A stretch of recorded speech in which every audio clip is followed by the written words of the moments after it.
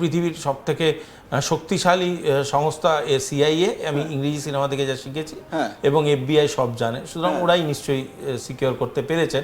আমরা অতটা তো জানি না, আমরা ছোট দেশ, শুধু নিজেদের ক্ষমতায় যেইটুকুনি G20 বা ব্রিক্স করে বেড়াই, ওইটুকুনি আমরা যেটুকুনি জেনেছি এটাই। এবার দ্বিতীয় জিনিস যেটা বোঝার, সেটা হচ্ছে মিশনারিজের চ্যারিটিতে উনি করলেন, এবং সব থেকে বড় কথা ওনাদের যে এই চৈতন্য বোধটা আছে স্যাট করে জেগে যায়, এটা একটা আমার দারুণ লাগে। যে মিশনারিজ অফ চ্যারিটিতে করার পরে এই একটা খবর মার্কেটে ভাসলো যে মিশনারিজ অফ চ্যারিটির একটা টিম আবার গিয়ে মমতা বন্দ্যোপাধ্যায়ের সাথে দেখা করেছে। হতে পারে উনি বলেছেন যে যারা মানসিকভাবে খুব বিপর্যস্ত অবস্থায় আছে তাদের সাথে আপনি পাশে গিয়ে দাঁড়ান, ওনারাও গিয়ে ওনার পাশে দাঁড়িয়েছেন। এটা এইরকম হতে পারে, হতে অনেক কিছুই পারে। আমরা যে ঘটনাগুলোকে দেখছি সেই ঘটনাগুলোর পারপাস আর রিজনটা কখনো কখনো মেলে না। কারণ জানেন তো, একটা দুটো জিনিস আমি একটা উদাহরণ দিচ্ছি। একটা দেশের একটা পলিসি প্রপোজ করা হয়েছিল। পলিসিটা কি? পলিসিটা হচ্ছে একটা ভাতা একটা দেশের একটা পার্টিকুলার মানুষজনকে দেওয়া যেতে পারে কি পারে না, তার রিপ্রেজেন্টেশনটা হলো ভাতাটা শুরু হয়ে গিয়েছে।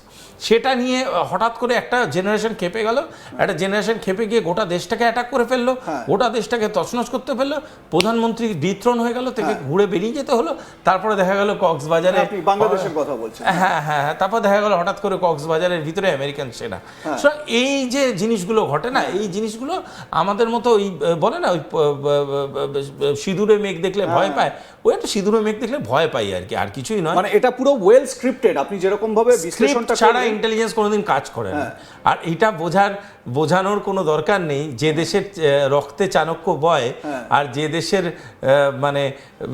আপনি প্রতিটা ছোট ছোট ছোট ছোট অংশের মধ্যে প্রতিটা ডিজিট যদি আপনি উচ্চারণ করেন, প্রতিটা ডিজিটের ইনভেন্টার ইন্ডিয়া, সেই দেশকে অঙ্কটা না শেখালেই ভালো। কারণ আমাদের এখানে অঙ্কের আবিষ্কর্তা আমরা, আমাদের অঙ্ক শেখাতে গেলে একটু বিপদ আছে। আপনি ঠিক যেই জায়গা থেকে এই যে মমতা বন্দ্যোপাধ্যায়ের প্রসঙ্গটা তুললেন, আমরা ঠিক এই জায়গা থেকেই আমাদের পরবর্তী আলোচনাতে আপনাদের নিয়ে যাই।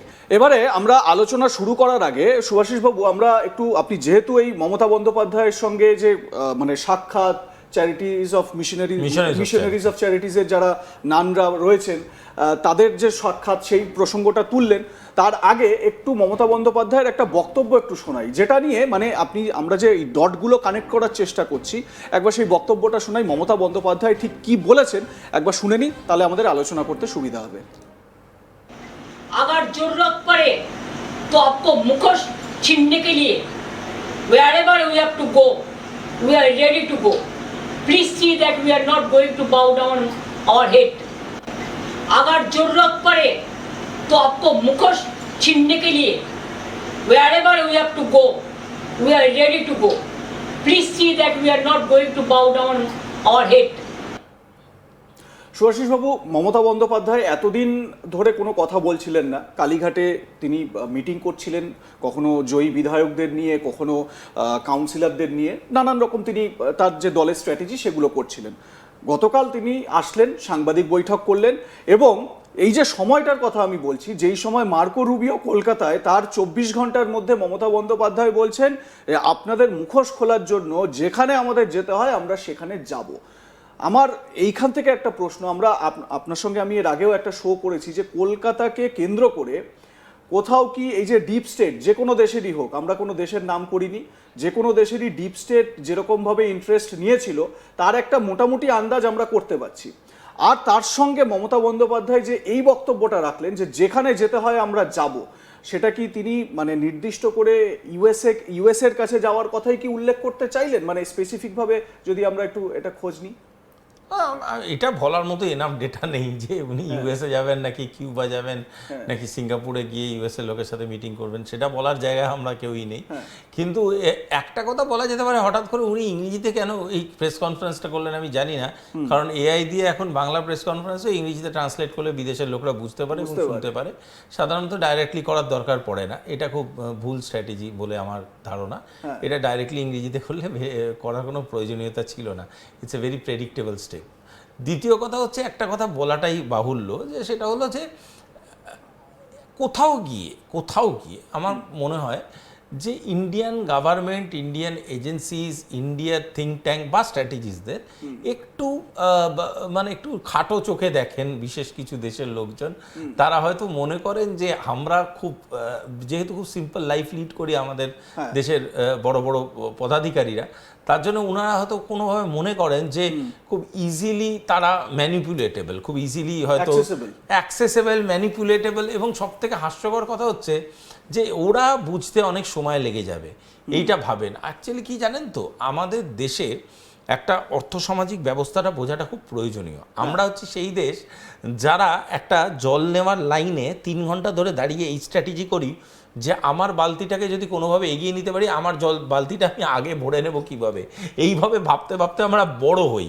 আমরা বড় হই এই ভেবে, আমরা যখন বড় হয়ে যাই আমরা এটা ভাবি যে আজকে যদি আমি ব্যাটিং করতে হয় আমাকে 2 ঘন্টা ধরে, তাহলে আমাকে কিন্তু ব্যাট উইকেটটা কীভাবে, আমার ব্যাট উইকেটটা দিয়ে যাতে খেলা হয় সেটা যেন I will make sure. So এই ধরনের বদমাইশি করে করে করে করে ছেলেপিলে বড় হয়, বড় হয়ে পলিটিশিয়ান হয়, বড় হয়ে বিউরোক্র্যাট হয়, বড় হয়ে ডিপ্লোম্যাট হয়, বড় হয়ে স্ট্র্যাটেজিস্ট হয়। সেই ছেলেপিলেদের মাথায়তে এত পরিষ্কার কিছু ঢুকিয়ে দেওয়া অতটা ইজি ব্যাপার নয়। একটা জিনিস জানবেন, আমরা সবাইতে কথায় কথায় বলি তো জেনজি জেনজি জেনজি। আমি আমাদের এখানকার যারা জেনজি আছেন, Gen Z, Gen Alpha, Gen Beta, Gen Z, whatever you say, এদের উপরে আমার পূর্ণ বিশ্বাস আছে। কেন জানেন? পূর্ণ বিশ্বাস আছে এ কারণেই, কারণ আমরা যেভাবে ভারতীয়তা বোধ নিয়ে জন্মেছি, যদি আমাদের থেকে বেশি ভারতীয়তা বোধ না হয় ওদের কাছে, আমি অবাক হব। তার কারণটা হচ্ছে, একদিক দিয়ে বলছি আমরা ইউথ নেশন, অর্থাৎ 18 বছরের ছেলেপিলেরা আমাদের এখানে বেশি, মানে সংখ্যাতে বেশি। সেই ছেলেপিলেরা যদি ভোট না দিত প্রো ইন্ডিয়ান গভর্নমেন্ট, তাহলে তো বিজেপির এতগুলো সিট আসতো না, বিজেপি এতগুলো স্টেটে থাকতো না। সিম্পল ম্যাথামেটিক্স, এর জন্য মানে পক্ষপাতিত্বর কোনো প্রয়োজন পড়ে না। Simple mathematics. তার মানে কি, youth generation pro BJP vote দিচ্ছে, যে কোনো ন্যারেটিভেই কনভিন্সড হয়ে গিয়ে হোক না কেন দিচ্ছে। সুতরাং ইউনিফর্মিটি বা হোমোজিনিটি যেটাকে বলে, মানে একই রকম ভাবধারাটা যদি আমি দেখতে পাই আমাদের জেন জি, জেন আলফা, জেন বিটার মধ্যে ট্রানজিট করছে বা অসমোসিস ঘটছে, তার মানে এটা পরিষ্কার যে গোটা দেশ যেদিকে ভোট দিতে চাইছে, ম্যাক্সিমাম সেই কাস্টিংটা সেখানেই রেজাল্ট হিসাবে আসছে। অর্থাৎ এই যে ইভিএম খারাপ, ইভিএম মিথ্যে, ইভিএম গোলযোগ করে, এইগুলো এটা হতে পারে না যেখানে বিজেপি হারছে সেখানে হচ্ছে না, যেখানে জিতছে সেখানে হচ্ছে। এটা হাস্যকর একটা মানে বোকা বোকা বিষয়। সুতরাং all I want to say is that, যে মানুষের ম্যান্ডেট নিয়ে বিজেপি হোক, কংগ্রেস হোক, এই তামিলনাড়ুতে তো নন বিজেপি গভর্নমেন্ট হয়েছে, সে কি মানুষের ম্যান্ডেট নিয়ে আসেনি? সেখানে কি বিজেপি বলছে আপনারা রিক করে এসছেন? সেটা তো নয়। তো এই বোকা বোকা কথাগুলোর কোনো মানে। মমতা বন্দ্যোপাধ্যায় এতদিন ধরে গভর্নমেন্ট করেছেন, মমতা বন্দ্যোপাধ্যায় ভোট দিয়েছে মানুষ, মমতা বন্দ্যোপাধ্যায় গভর্নমেন্ট করেছেন। আজকের ডেটে দাঁড়িয়ে ভোট দেয়নি, গভর্নমেন্ট করেনি। Simple and straight. হারটাকে মেনে নেওয়াটাও একটা স্পোর্টসম্যান স্পিরিট। এবার পয়েন্টটা হচ্ছে যে এই ধরনের যে উনি মন্তব্যগুলো